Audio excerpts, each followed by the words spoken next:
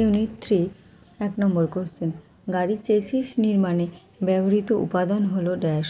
উত্তর কার্বন ইস্পাত বা অ্যালুমিনিয়াম সংকর ধাতু। 2 2% থেকে 4.3% কার্বন সহ লোহার দ্রুত শীতল হওয়ার ফলে উৎপন্ন হয় কোন লোহা? উত্তর সাদা ঢালাই লোহা।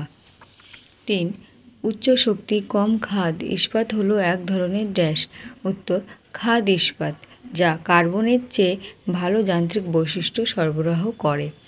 4 সবচেয়ে হালকা ধাতব নির্মাণ সামগ্রী যা স্বয়ংচালিত প্রকৌশলে ব্যবহৃত হয় কোন ধাতু? উত্তর ম্যাগনেসিয়াম।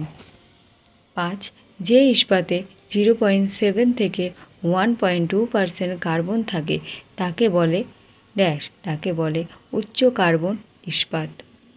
6 ম্যানুফ্যাকচারিং কি? উত্তর কাঁচামালকে তৈরি পণ্যে পরিণত করার প্রক্রিয়া হলো ম্যানুফ্যাকচারিং।